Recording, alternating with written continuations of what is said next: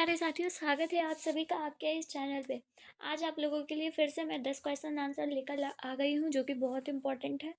तो एक एक क्वेश्चंस को ध्यान से आप लोग देखिएगा, क्योंकि कोई सा भी क्वेश्चन आपके एग्जाम में एज इट इज उठ कर आ जाएगा, ठीक है।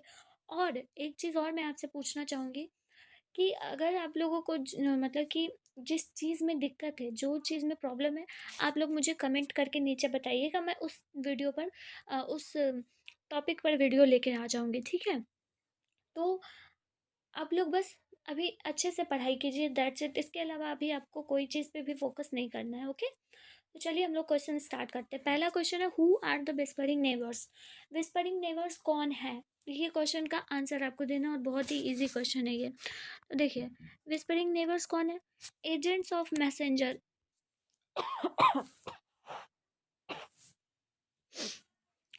कौन है। Agents of messenger of death are the whispering neighbours who come when a human body is dead. देखिए, agents of messenger of death, messenger of death हम लोग किन्हें कहते हैं, अपने घर के लैंग्वेज में यमराज को कहते हैं ना।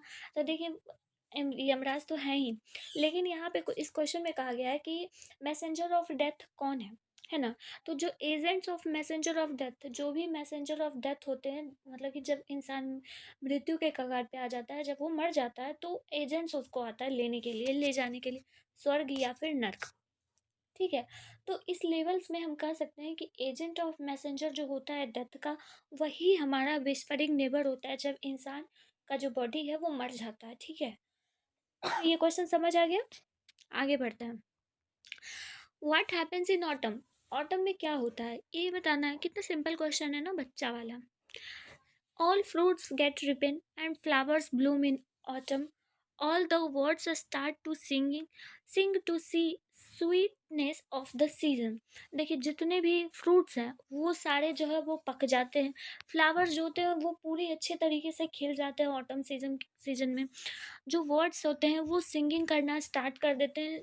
ऐसा लगेगा, आप देखते ही बनोगे कि एकदम स्वीटनेस सा सीजन ये भरा हुआ है, एकदम बहुत ही अच्छा वातावरण आपको दिखने को मिलेगा ऑटम सीजन में, ठीक है। तो यही आपका आंसर था, समझ आ गया। आगे बढ़ते हैं हम लोग। इन दैट रिच अर्थ और richer dust concealed, what does dust stand for. यहाँ पे डस्ट जो आया है वो किस चीज़ के लिए आया है, तो ये बताना है आपको, ठीक है। तो देखिए, the sentence the poem in that rich earth or richer dust concealed means for the mortal remains of the poets after his death in the war field. Dust also stand for those person who avoid war and wanted to live a peace life. They never quarreled for anything. देखिए, इसका मतलब क्या हुआ, ये जो line लिया गया है, ठीक है, the in that rich earth richer dust concealed, ये लाइन जो है वो द सोल्जर पोएम से लिया गया है। पहला बात तो ये क्लियर हुआ। अब द सोल्जर में जो ये डस्ट है वो आया है वैसे पर्सन के लिए जो कि कभी लड़ाई झगड़ा या फिर वार युद्ध इन सब चीज़ों से वो दूर रहना चाहता है, उसके लिए आया है। एकदम पीसफुल लाइफ के लिए ये डस्ट स्टैंड हुआ है, ठीक है। अब डस्ट हम कह सकते हैं वहाँ की जो कनकन की मिट्टी है, जो इंग्लैंड की कनकन की मिट्टी है, वो जो पर्सन से बनी हुई है, ठीक है। वहाँ की जो मिट्टी है ना, मतलब कि जो वहाँ के लोग हैं वो एक एक डस्ट से बने हुए हैं, एटम्स ऑफ डस्ट से बने हुए हैं। तो डस्ट जो है वो कह सकते हैं हम लोग पीसफुल लाइफ, या फिर एक ऐसे पर्सन के लिए आया है जो कि वॉर से दूर भागना चाहते हैं, ठीक है, लड़ाई झगड़ा नहीं करना चाहते। तो ये आपका आंसर रहा, ओके। आगे देखते हैं हम लोग। D number question, who is the first writer of the historical period. Historical novel, historical novel में कौन सबसे पहले राइटर बने हैं। तो जो sir Walter Scott painted pageantry pageantry paganetry of history on broader canvases in his novels. So he is the first in English writer of the historical novels Ivano, such as Ivano and Kenilworth. देखिए, ये जो मतलब कि इस question में पूछा जा रहा था आप लोगों से कि सबसे पहले कौन हिस्टोरिकल नोवेल के राइटर हिस्टोरिकल नॉवेल के राइटर बने। तो सर वॉल्टर स्कॉट जो है वो सबसे पहले वो वर्ल्ड हिस्टोरिकल नॉवेल राइटर बने थे, ठीक है। उनका कुछ एक इनेवियो इवैन इवैनो जो है, इनका एक इवैनो और कैनिलवर्थ, ये दोनों जो है वो मोस्ट हिस्टोरिकल नॉवेल है, ठीक है। किनका? सर वॉल्टर स्कॉट का। ये चीज याद रखिएगा, ये याद रखने वाला है, स्टोरी ऑफ इंग्लिश से क्वेश्चन ये, ठीक है। तो ये आपका आंसर रहा। ओके, अगला अगला देखते हैं हम लोग, आगे देखते हैं, एक सेकेंड वेट। हम्म देखिए आगे क्या कह रहा है इस क्वेश्चन में। Name of the author of, मतलब कि ये बुक आपको दे दिया गया है, ठीक है। ये इतना सारा बुक दिया गया है, arms and the man, the guide, the Canterbury बरिटेल, किंग लियर। ये चारों जो है वो बहुत इंपॉर्टेंट है आपके बुक, आपके पास क्वेश्चन में ये भी आ सकता है कि हाँ इनमें से कौन से हैं। तो आपको इस तरह से क्वेश्चन आ सकता है, आपको फिल बनाना है, समझ गए ना। तो देखिए इसका आंसर हम आप लोगों को बता देते हैं, याद कर लीजिएगा, ठीक है। तो इसका आंसर बहुत इजी है। आर्म्स एंड द मैन के जो राइटर हैं वो जीवी साव है। कौन है? जीवी साव, ठीक है। Arms and the man, arms and the man and the man, याद कर लीजिए, अभी अभी बोल रही हूँ मैं, याद कीजिए आप लोग भी।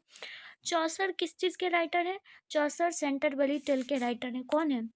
चौसर सेंटरबरी टेल के राइटर है, ठीक है। सेंटरबरी बरी टेल, याद कर लीजिए। आर के नारायण कौन है? द गाइड के आर के नारायण, ठीक है। द गाइड के आर के नारायण, द गाइड, ओके।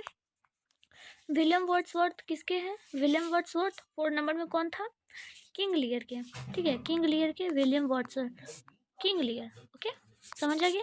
तो ये आपका ओवरऑल रहा, ठीक है। ये चारों बहुत इंपॉर्टेंट है, याद कर लीजिएगा। अब देखिए हम लोग अगला क्वेश्चन चलते हैं। इसमें पूछा जा रहा है 2 बेसिक अजम्पशन बताना है पब्लिक के बारे में, ठीक है। तो देख लेते हैं जल्दी से इसका भी answer. The 2 basic assumption about the public are, पहला क्या है? That they have not the wit to distinguish truth from falsehood. देखिए पब्लिक का क्या है, पब्लिक के पास जो है ये how free is the press से लिया गया है क्वेश्चन, ठीक है। पब्लिक को ये नहीं साबित करना आता है या फिर डिफरेंशिएट नहीं करना आता है, एक झूठी खबर से उसको सही साबित करना पब्लिक को नहीं आता है, ठीक है। तो ये पहला अजम्पशन हुआ। एक झूठी फॉल्सहुड खबर जो होती है, फॉल्सहुड या फिर कहो फॉल्स न्यूज़ जो होती है, उसको ट्रू साबित करना नहीं आता है। हम जो टीवी में, जो न्यूज़पेपर में एज इट इज़ देखते हैं, हम लोग वही एज्यूम कर लेते हैं कि नहीं वही सच है। उसको हम लोग जांच पड़ताल या फिर खोजते नहीं हैं कि हाँ ये भी हो सकता है, सही नहीं करता है। तो ये पहला रहा अजम्पशन। सेकंड अजम्पशन क्या है? That they do not care at all that a statement is false provided it is pleasantly stimulating. देखिए हम लोग को कोई फ़र्क भी नहीं पड़ता है, हम जैसे पब्लिक को कोई फ़र्क भी नहीं पड़ता है कि क्या किसके बारे में कहा गया है, किसके बारे में कौन सी स्टेटमेंट कही गई है। आज मोदी जी के बारे में कौन सी स्टेटमेंट कही गई है, क्या ये स्टेटमेंट में दम है, सही है, या 50% दम है, या फिर 100 दम है। हमको कोई मतलब नहीं, कोई केयर नहीं, बस हमने स्टेटमेंट सुन लिया ना, दैट्स इट, उतना उतना ही काफ़ी है। तो पब्लिक को कोई केयर भी नहीं रहता कि क्या स्टेटमेंट दिया गया, उन्हें कोई मतलब नहीं, बिकॉज विकाउस पे नहीं जाते हैं, इतना ही रहने देते। तो ये बेसिक अजम्पशन था पब्लिक के लिए, ठीक है। समझ आ गया ये भी क्वेश्चन। आगे देखते हैं अगला क्वेश्चन में क्या है। देखिए mind is a restless word, अगला क्वेश्चन में आप लोगों से यही पूछा गया है कि जो गांधी जी हैं उन्होंने mind is a restless word कहा, मतलब कि ऐसा कौन सा चीज़ जो है वो हमारे माइंड को रेस्टलेस बनाता है, ठीक है। इस क्वेश्चन में ऊपर देखिए आप लोगों के क्वेश्चन में यही बताया गया है, ठीक है।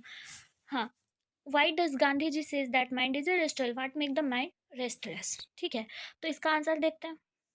Mind is a restless word because it more it gets more it want and still remain unsatisfied. Our needs are unending. The more we indulge in our passion, the more unbridled they become. देखिए mind is a restless word, mind जो है वो एक restless word है, ठीक है। मतलब कि ऐसा पक्षी है जो कि कभी भी रुकना नहीं चाहती, वो हमेशा आगे बढ़ना चाहती है, उसको आरामहीन कह सकते हैं हम, ठीक है। वो रुकना ही नहीं चाहती, जैसे कि क्योंकि हमारा जो हम जैसा, हमें अगर आज कुछ मिला है तो हम उससे ऊंचा और खोजना चाहेंगे।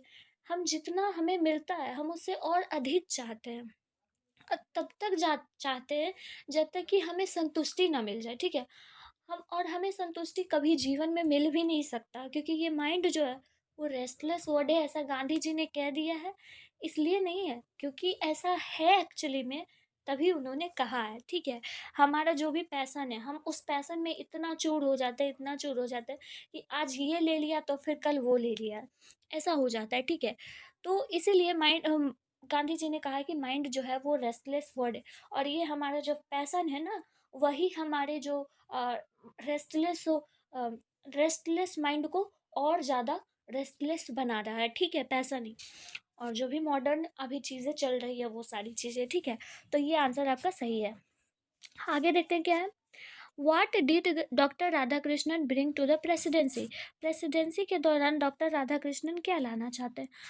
वो एक मेंटल इक्विपमेंट और डिग्री लर्नर और wealth experience rarely to be found anywhere. वो एजुकेशन की जो चीज़ें होती है, ठीक है, मेंटल इक्विपमेंट, ये इन सारी चीज़ों की डिग्री ऑफ लर्निंग, इन सभी चीज़ों को वो लाना चाहते हैं, ठीक है, समझ आएगा। मतलब एजुकेशन पे ही ज़्यादा जोर देते हैं डॉक्टर राधाकृष्णन, ठीक है। अगला क्वेश्चन है, on what occasion did doctor Zakir Hussain deliver this speech? उन्होंने अपनी स्पीच को कब दिखा दिया था, किस ओकेजन पे दिया था? देखिए बहुत इंपॉर्टेंट क्वेश्चन है। उन्होंने अपना स्पीच 1967 को दिया था, as a oath taking president. मतलब कि जब वो इंडिया के प्रेसिडेंट बन रहे थे तो उन्होंने शपथ ली थी, उसी वक्त ये स्पीच अपना उन्होंने डिलीवर किया था। समझ आ गया ये क्वेश्चन। अगला क्वेश्चन क्या है? अगला क्वेश्चन है मैकेविटी का। और Macavity, why is Macavity termed a criminal? Macavity को क्रिमिनल क्यों कहा जाता है? और ये क्वेश्चन बार बार आता है, ठीक है, बहुत बहुत इंपॉर्टेंट भी, बहुत इजी भी है। तो Macavity is termed as a criminal because the he commits all sort of crime. He plundered, ladder, ransacks, jewels, cases, stifles, paid dog, break glass pans, steal important documents from foreign office or plans, and drawing from the admiralty। देखिए, ये आपको नहीं लिखना, आपको जितना आता है आप वो लिखो। इसमें बहुत चीज़ बताया गया है कि ज्वेलरी लेके भाग जाता है, ग्लासेस को तोड़ देता है, स्टील्स को लेके भाग जाता है, जो भी इंपॉर्टेंट डॉक्यूमेंट्स होता है वो सब लेके भाग, ये सब लिख देना। लेकिन एज एन इम्पोर्टेंट, मैकेविटी इसलिए क्रिमिनल कहलाता है क्योंकि जब भी वो क्राइम करता है तो वो अपने सीन पे नहीं होता है, वो एक भी अपना जो सबूत है वो नहीं छोड़ता है, इसलिए मैकेविटी जो है वो उसे एज अ क्रिमिनल सब लोग बोलते हैं, ठीक है। तो आपको यही इंग्लिश में लिख देना है, कुछ भी नहीं ज़्यादा लिखना है, कि वो जब भी अपना जो क्राइम को कमिट करता है, यानी कि करता है कमिट, तो यानी कि जो भी वो क्राइम करता है वो अपने क्राइम के सीन से गायब हो जाता है कहीं पे भी, ठीक है। तो यही आपका आंसर रहा। मिलती हूँ फिर किसी नेक्स्ट वीडियो में, तब तक के लिए जय हिंद, जय भारत। आप लोगों का शुक्रिया देखने के लिए। Okay, bye bye.